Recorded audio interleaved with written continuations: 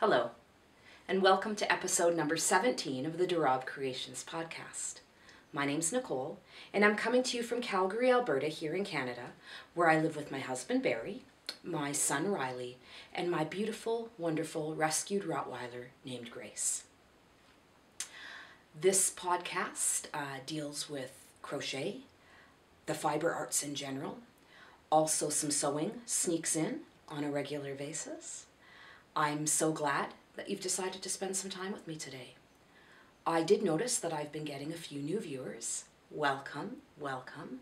Thank you for finding me, and thank you for subscribing. It's very heartwarming to see our community growing a little bit at a time, but continuing to grow. Let me see, it seems like forever since I sat down to record a podcast.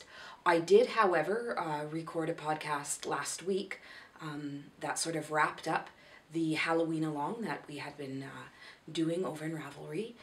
It went very, very well. All the winners have now contacted me. Thank you, everybody. And parcels should be out in the mail tomorrow or the day after that. I will contact you with tracking numbers once they leave. And yeah, thank you again to everybody for participating. As for the future of crochet alongs on my channel, I am looking to do something in the new year. I know originally I had talked about doing a Christmas or a holiday, a winter holiday inspired crochet along, and I have to be honest, this is such a busy time of year. I'm not going to be able to do what I need to do to make it be a successful crochet along. So I'm going to have to postpone it and do something in the new year. Let me see what else. Oh, I should also let you know, for those of you who have been around for a while, you know that I do have an Etsy shop. If you are waiting on an Etsy package, I do apologize. There will be delays in postage coming out of Canada with the ongoing postal strikes. Parcels are still leaving.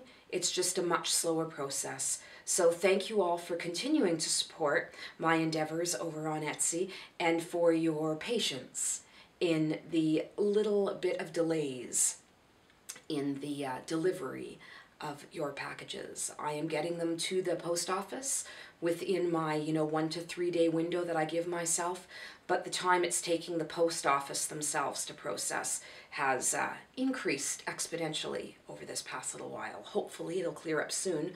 With holiday coming, it will be a horrible, horrible holiday for people having to mail parcels if Canada Post is still wobbling when that occurs. Now, speaking of my Etsy shop, I have decided to make a few changes to my Etsy shop. My Etsy shop started out mainly with crochet items in it. Things that I had made that I really didn't make for a purpose for me. I just wanted to try the project. So I was sitting on a bunch of things and thought, well, I'll list them and see what happens. I have found that trying to sell finished crochet products is an extremely time-intensive process where you don't necessarily get even your initial money invested back. So I have decided to change the focus of my Etsy shop. A little while ago I did add in project bags that I had been working on, and those have gone over extremely well. So my shop is slowly going to transition from being a finished objects shop to a shop for makers. Project bags, sock blockers. I am working with my husband, who is a wonderful woodmaker, to come up with a design for sock blockers, as well as granny square blockers. And I'm going to start dabbling in polymer clay progress keepers. So there will always be a few crochet items in the shop for purchase, but it won't be the focus of Rabe Creations on Etsy. The other thing that I will be doing more and more of come the new year is pattern design. I have 2 designs that are almost to the point where they're ready for pattern testers. When that happens, I will put the plie out and see if anybody would like to test some patterns for me. One is a hat and the other is a blanket. Yeah, so I will be offering more patterns both through Etsy and through Ravelry, as well as being a maker-focused shop instead of a finished objects shop, if that makes any sense. Alrighty, enough rambling about Etsy, enough rambling about things in general. It's time to get into some crochet goodness. So give me a few minutes here and we will jump right into some finished projects.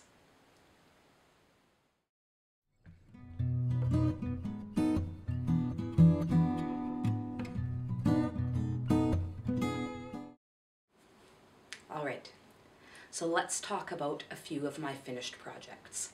I will not be showing all of my finished projects that I have done in the past month or so, since it's been my a real solid podcast, because we'd be here for days, but I will show you a highlight of some of my favorites. Starting with, over my shoulder here,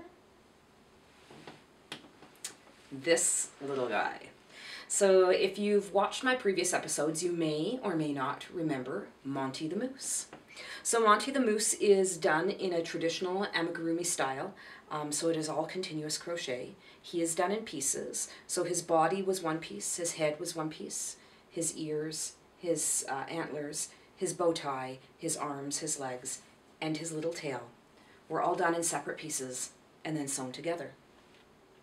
Monty is a little Aqua girl pattern out of the Zoomgurumi number 7 book. I have shown it before.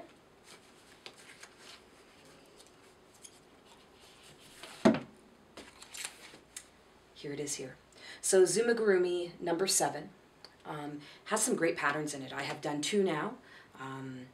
And yeah, I'm really enjoying the way these are working up.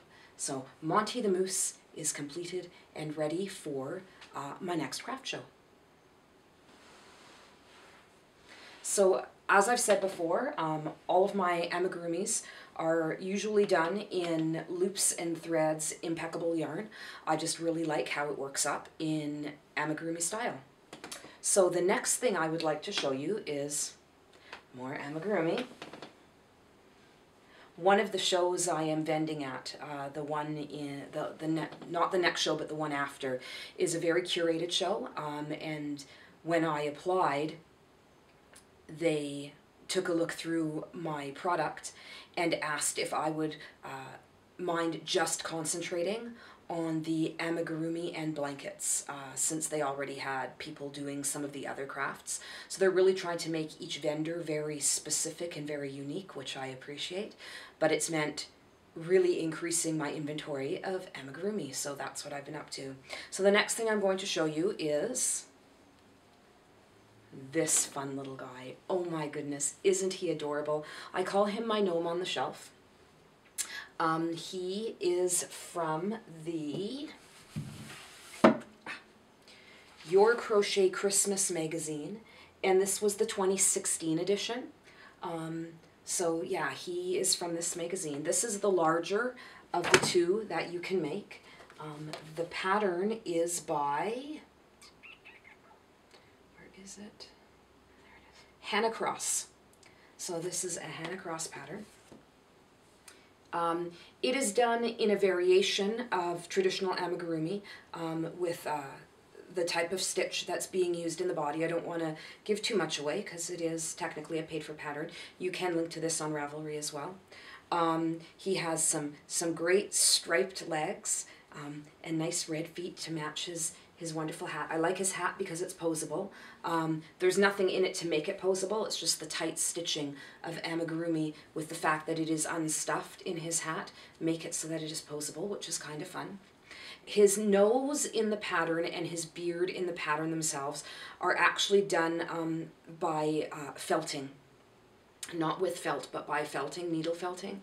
And I wanted to stick more with traditional style amigurumi. So I just came up with a nose shape for him. And then his beard, I did some surface crochet along in sort of the shape that I wanted it to be. Then I connected almost like a fringe along that surface crochet, and finally I unraveled each piece of the fringe to create his wonderfully textured beard. So I really like this little guy. To me, he is very Nordic, very Scandi, and that is quite a popular design right now, so I hope he goes over well at the craft shows.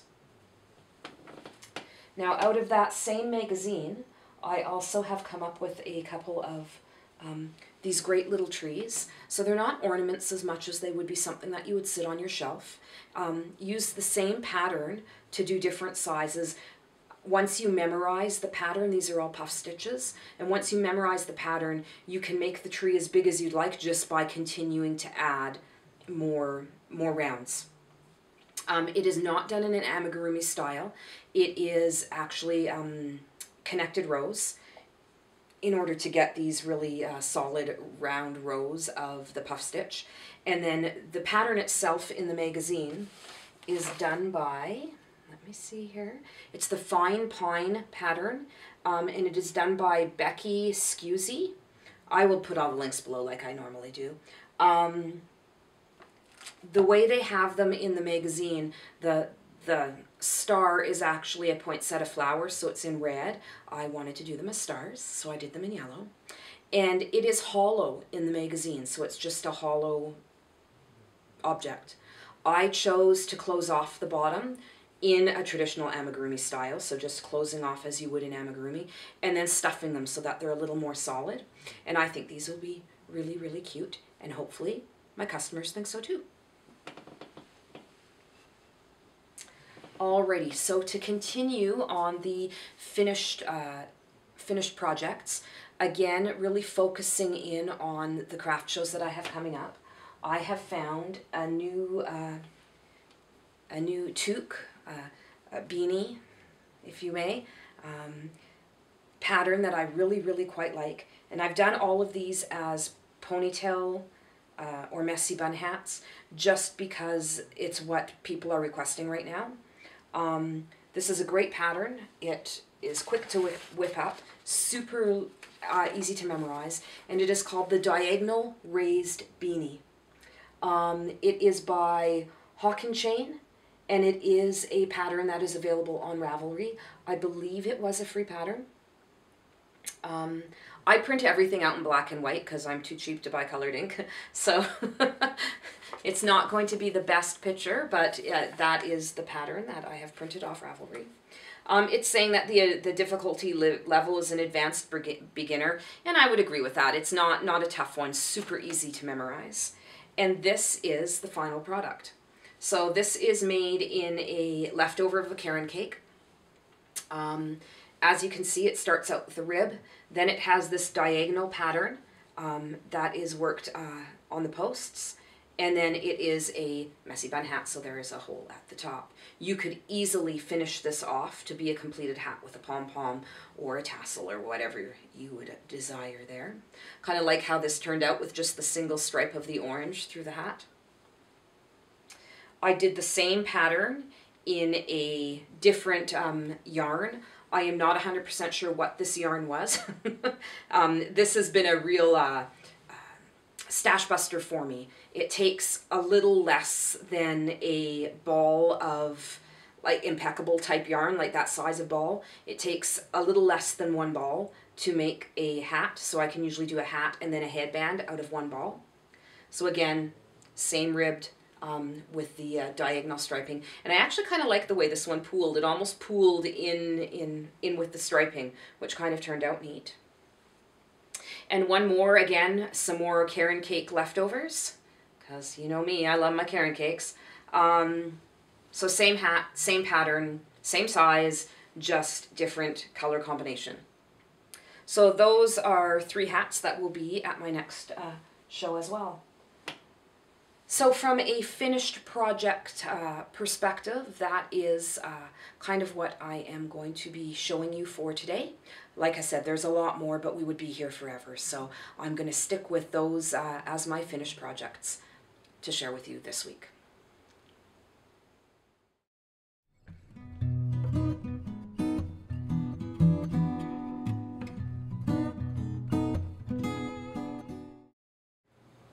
All right, so moving right along into some projects that are on the go. So my current projects.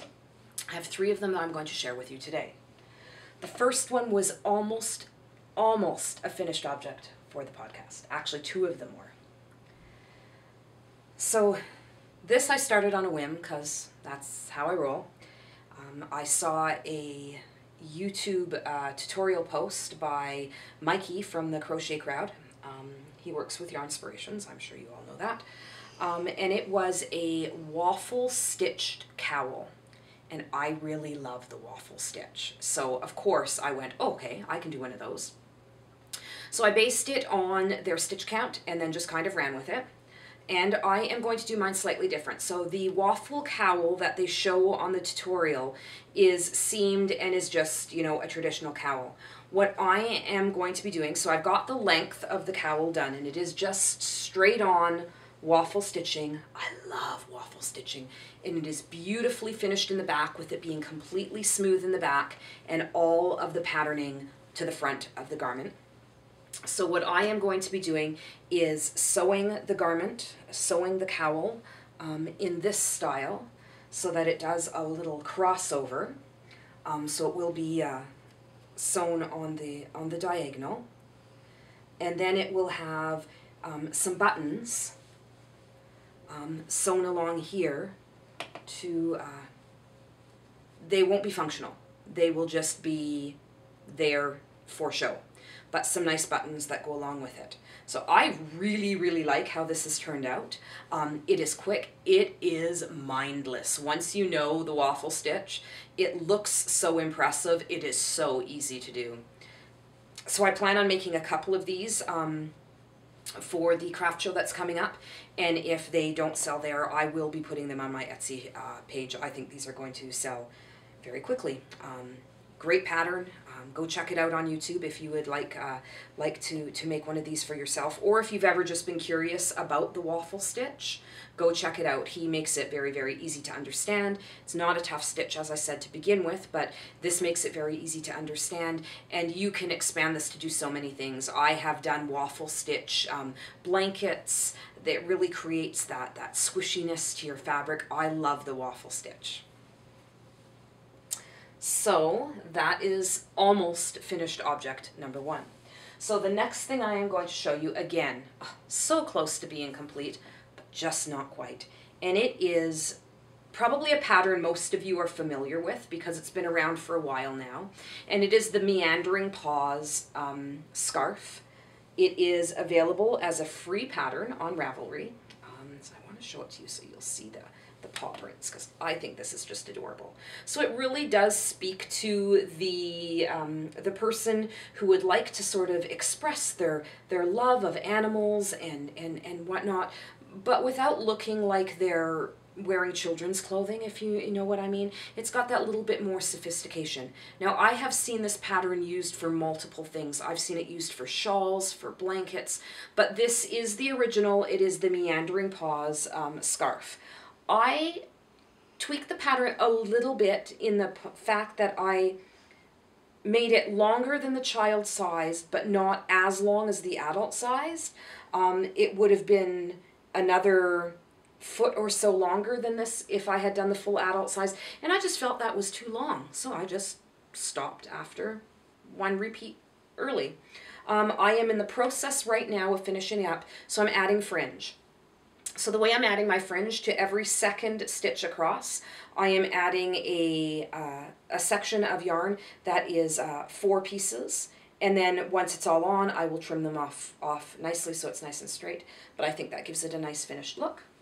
So that is the Meandering Paws scarf. As I said, it is available on Ravelry. It is a free download, and the designer's name is Amy Bestitched. So if you actually go to Ravelry and just put in Meandering Paws, it will pop up. It is an amazing pattern. Does involve a little bit of counting, but once you've got the pattern, you've got the pattern. Again, it's one of those patterns that's repeatable and easily easy to memorize as well. So definitely worth checking out. And finally, the last thing I would like to share with you is going to be a work in project for quite some time, and it's also going to be one of the projects that I'm going to need some testers on. So a little bit of backstory on this. I have a number of scrap quilts, scrap Afghans that I am in the process of making. There is one that is based on the Granny Stripes, the Attic 24 pattern.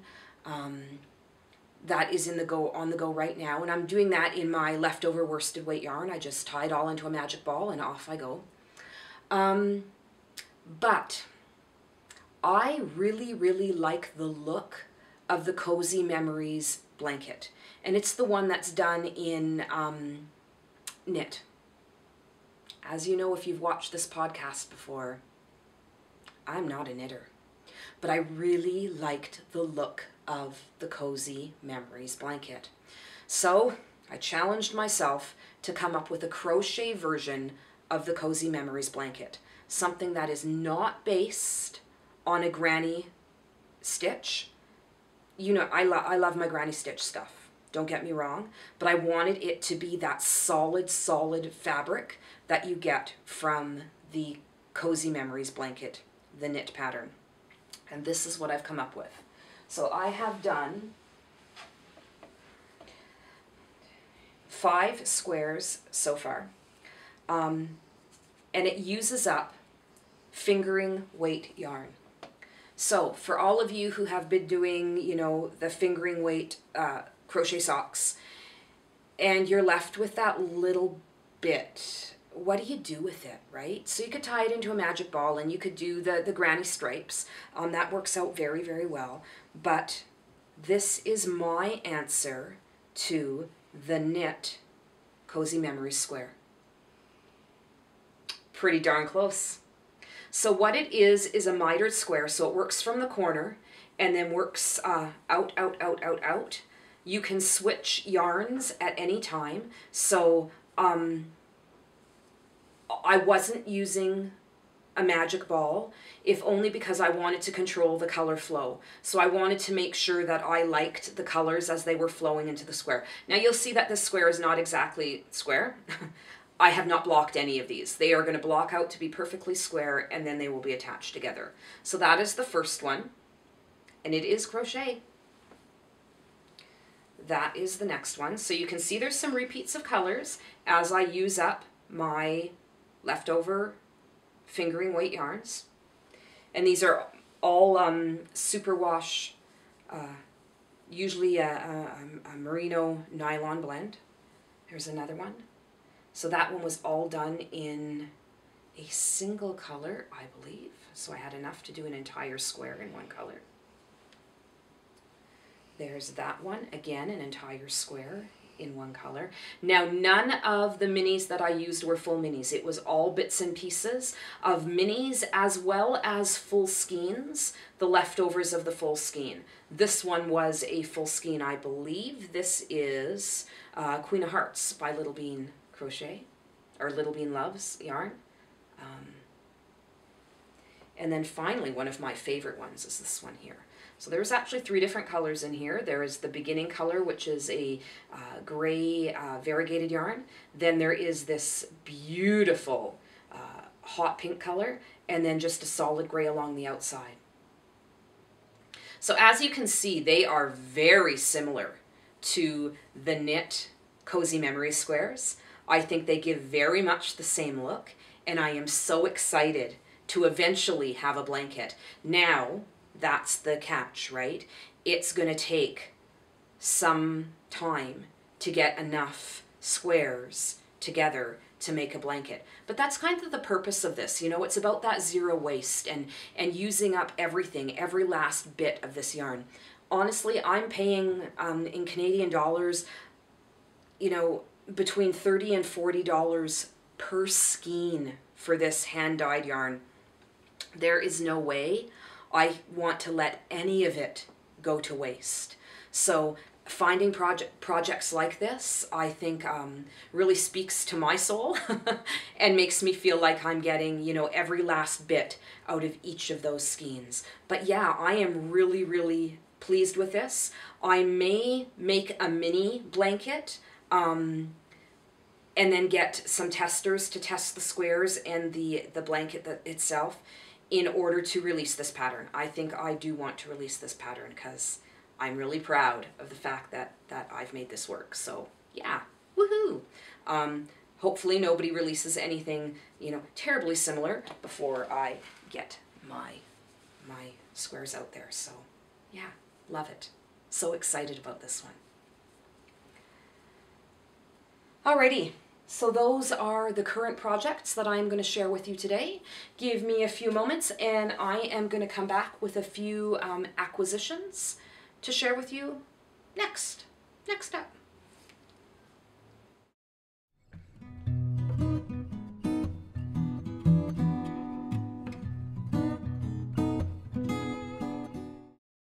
All right, so on to a few acquisitions that I've made since the last time I filmed. There are not as many as sometimes, but more than there probably needs to be. So first of all, the Fiber Shindig happened here in Calgary a couple of weeks back.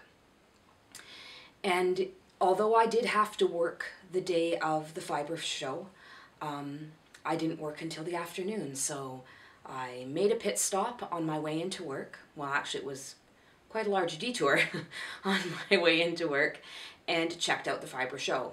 And of course I found stuff that I bought. So let me share with you the skeins that I got there.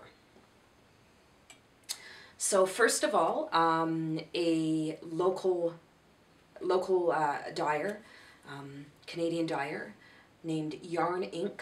Art on a String. I visited her booth. I've never used this yarn before, so I do like to try and test out new yarns when I'm at the shows. The reason why I like to go to the shows and buy, the cost of this skein of yarn at the show and the cost of this skein of yarn in an online shop is usually the same. The difference is the shipping. If I go to the shows, I can buy the yarn and not pay the shipping. Anyone who has shipped in Canada knows not only about the postal strike and how much longer it's taking mail to be delivered, but the sheer cost of Canada Post is outrageous. It costs a lot of money to ship in Canada. So when I can find these dyers and you know, contact them and buy without shipping, oh, makes it so much better. And besides, it's kind of fun to sort of meet the people behind the brands. So this is, as I said, Yarn Inc. Art on a String, and as you can see, it is I think of it as a blue yarn with colored speckles in it. So there's purples and oranges and reds. There's some teals in here. It's just beautiful. It is on the classic sock base. So it's a 4-ply, 75% superwash merino and 25% nylon, and the color is called Hush. I don't know what it's going to become, but I'm sure it'll be beautiful. So next, from the same fiber show, I picked up 2 skeins of the next yarn. It is absolutely gorgeous, as they all are, right? So this dyer, again, a new to me dyer named Fiber Goddess. That's the dye company, Fiber Goddess. Again, relatively local to me. The colorway on this is sort of a peachy, really light peachy, tan, neutrally type color, but it has this purple in it as well. So I am really intrigued to see how this is going to wash up. So it is on the twisted base. It is 80% superwash BFL, so Blue Face Leicester, and 20% nylon. It is a 2-ply. There's 400 yards to the 100 grams. And the colorway is called I Can Kill You With My Brain. And it is a Firefly reference for those of you in the know. So yeah, I was intrigued by this colorway. And I think it's going to, I'm really interested to see what this purple is going to do. I think this will be a great shawl project. Yeah, so pretty. And now finally, from the Fiber Frolic Festival, say that 10 times fast, from my favorite, well, one of my favorite yarn dyers that are extremely local to me, Louise from the Wool Baron. She does amazing stuff. I've talked about her before. I buy her stuff all the time. This is a sturdy sock, so it's 75% superwash merino, 25% nylon. It's a 4-ply yarn. It is a self-striping. Now, I know, self-striping doesn't usually work with crochet. I'm willing to give it a try. I don't know what this is going to become. I'm thinking that if I do something in a single crochet gauge, so if I was to do socks in a single crochet gauge, I did make sure that these were one of her wider stripes in her self-striping yarns, and I'm just going to see what happens. Even if it doesn't work out well, that's okay. I will still love them because I love these colors. So the colorway itself is called Grello is the Bee's Knees, and I love it. So it is gray and yellow self-striping yarn. So this will definitely become socks.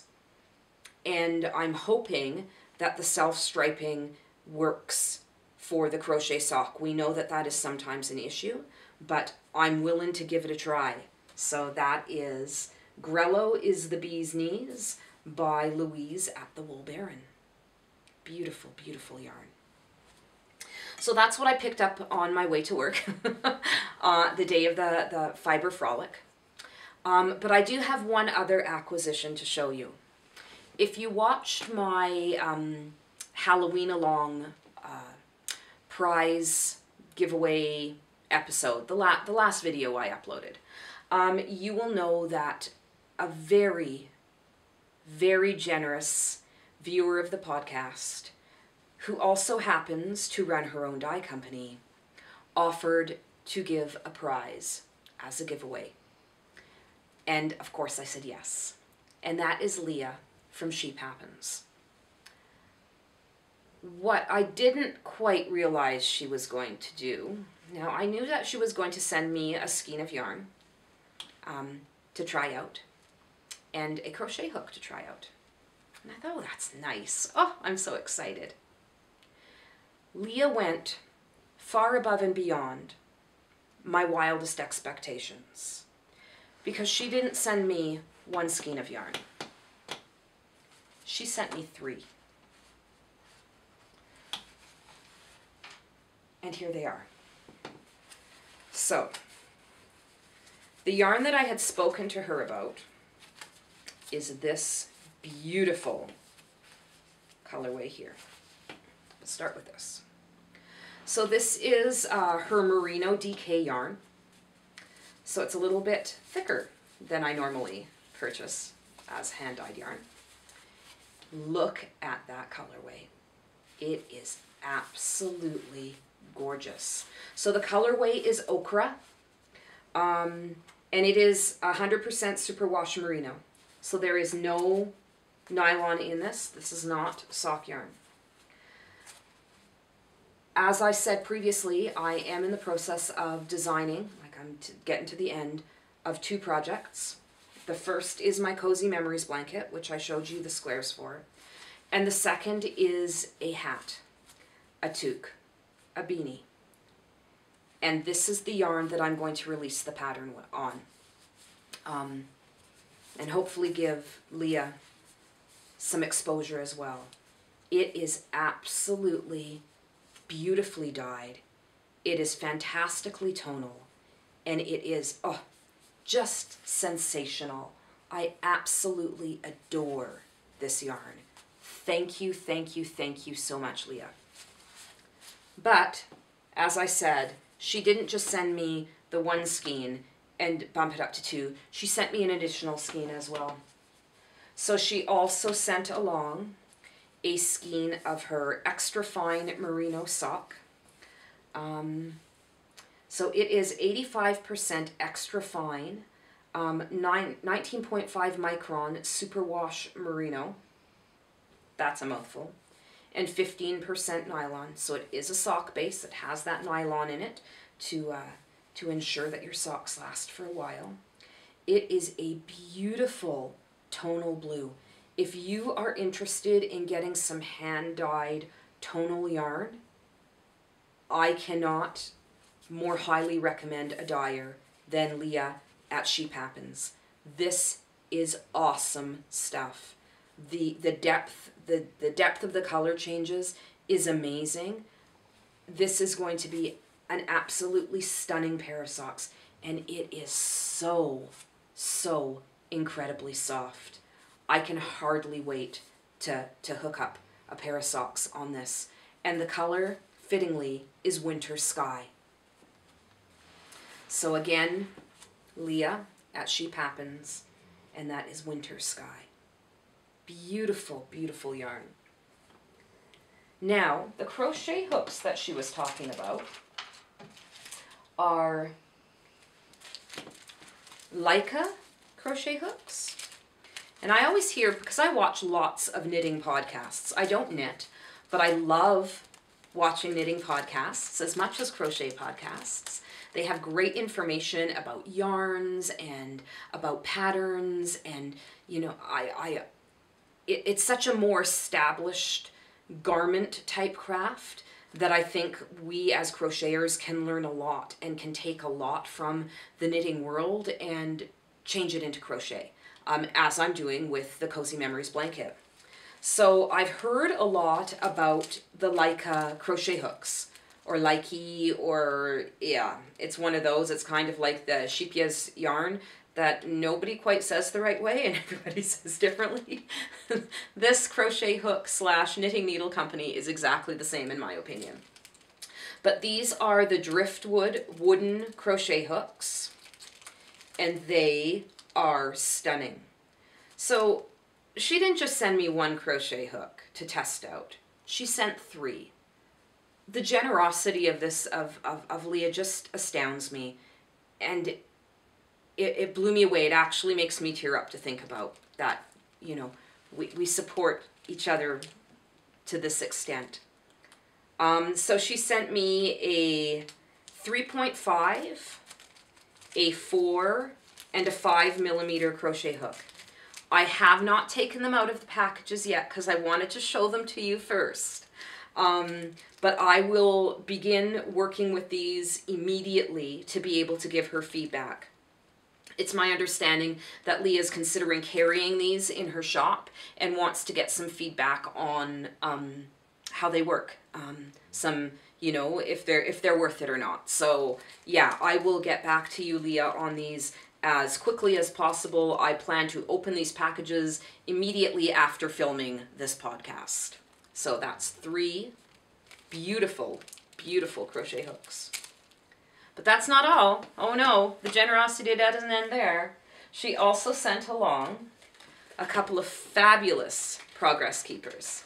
So nicely Halloween themed. We have, and they're on the lobster claws, which is nice, because as you know, the hoop ones, the stitch markers for knitting, really don't serve a purpose in crochet, because if you crochet that into your project, you ain't getting it out. So you kind of need the lobster claws. But she has sent 2 very cute little pumpkin stitch markers, a smaller one and a larger one, that I will be able to use on my projects. So again, Leah, thank you so much. If you haven't had a chance to check out her shop, the Sheep Happens yarns, please give it a visit. She has some absolutely stunning colors. Her tonals are blowing my mind. So yeah, well worth checking out Leah's shop. That is it for the acquisitions. Now, oh, no it's not. I do have to share a little bit of information with you. Oh my goodness, I'm so excited. I've been buying, of course, skeins of yarn at Michael's for some of my Amigurumi and what. I'm not showing you those because it's always the same stuff over and over again, just different colors. The whole loops and threads, impeccable yarn. But I walked into the Michael's, that is right beside my store that I work at. They have a whole fabric section now. So that store and one other store in the city have eliminated their floral area, so the artificial flowers that they were carrying, the silk flowers, and instead they have a fairly extensive fabric selection as well as a notions area. So they've got threads, they've got bobbins for machines and needles for machines. Now I didn't get a chance to check it out too closely because I was kind of in a hurry. I wasn't expecting it. And I'm a little disappointed that the store nearest to my home didn't get the fabric in. But I do think one day, either before work or after work, I'm going to have to go in there and give it some time, because it looked like the fabric they had was extremely nice. A little bit pricey. So far I've seen between $16 and $20 a meter. So a little bit pricey, but everything in Michael's is more pricey in Canada than it is in the US. So you'd have to sort of look at it as to what it would be in US dollars if that's the currency you're used to dealing with. But $16 to $20 is a little expensive for fabric.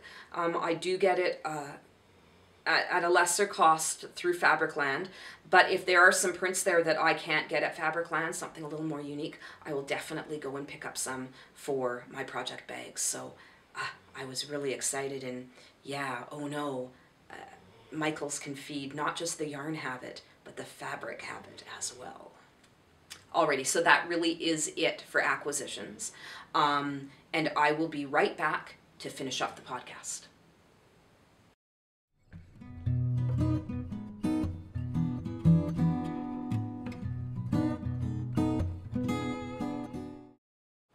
All right, so back for the final segment of today's podcast.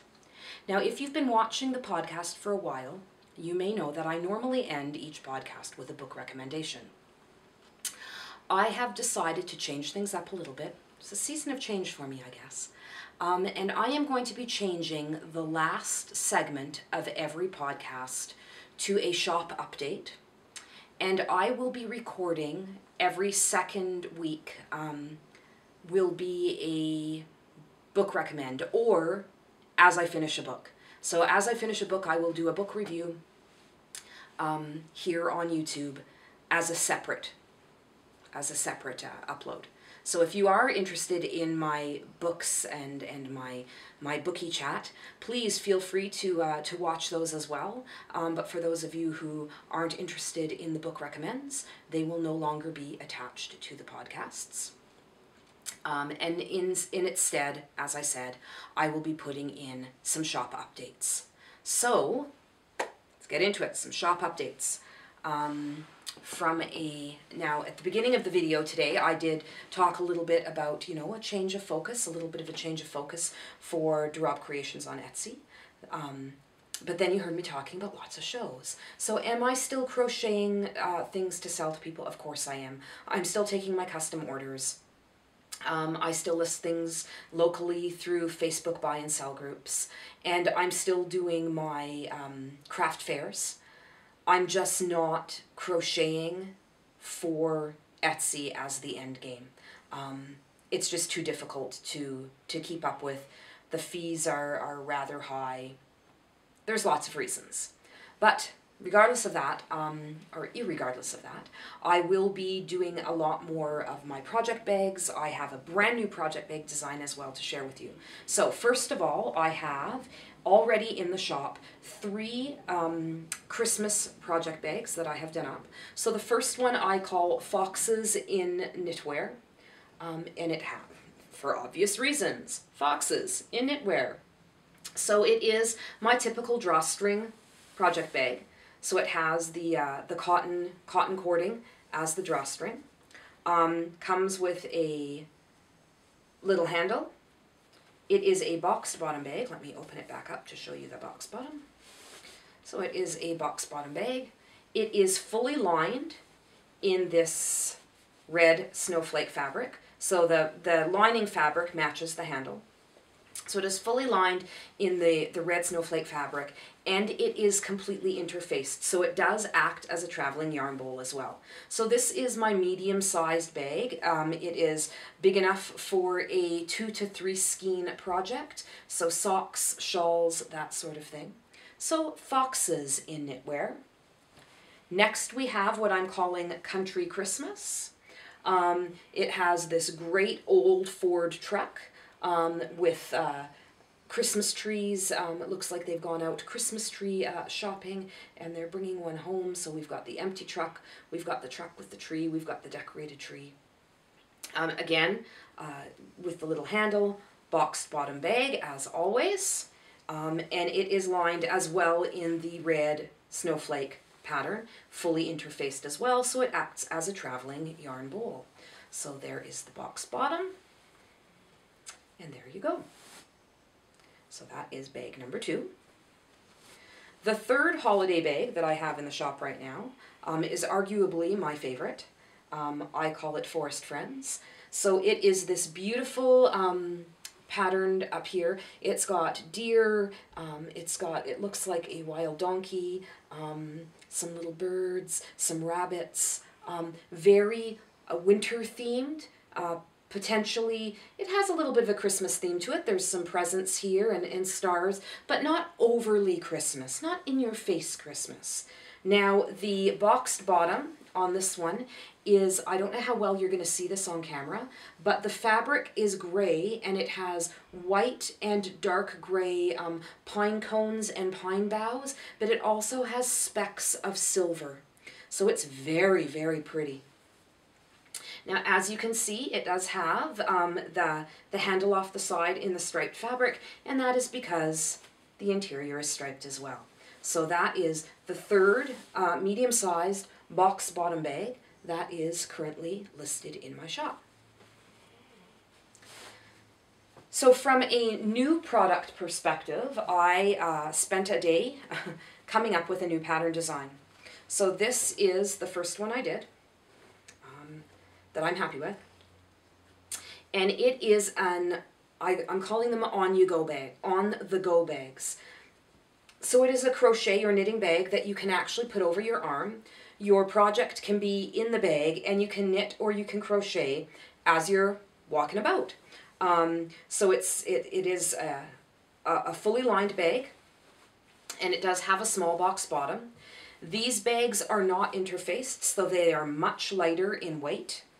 And they consist of just the 2 fabrics. So the outside fabric, the green one actually says ho ho ho ho ho ho ho ho ho ho ho ho ho ho ho ho ho in many different ho-hos all over the bag. And in the interior is wreaths and sprigs of holly and that sort of thing, but very, very holiday themed.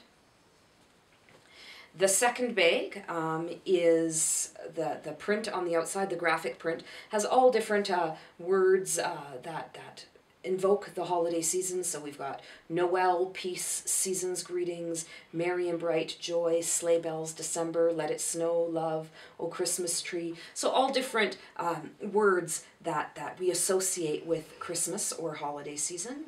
And the interior of this bag is a dark green with little French horns that are tied with ribbon, and they have some holly sprigs on there as well. So again, it is an on-the-go bag, so you can put your project in there. Great for socks, for cinnamon knitting, so to speak, as many of the knitters out there take their socks to the movies and knit in the dark. Not sure I could crochet in the dark, but they can knit in the dark. So this would be great because it would keep the yarn close by, and even just for walking around, being out and about. So that is my new bag design. These 2 are not yet listed in the shop. They will be within the next few days. And there should be a couple of my giant bags in holiday prints going in the next week or so as well. Now, as I said, I am going to be introducing sock blockers, stitch markers, and granny square blockers as well. So keep an eye out for those in the shop in the next couple of weeks as well. Alrighty. Well, that's it. we're at the end of the episode. Thank you so much if you've stuck around this long.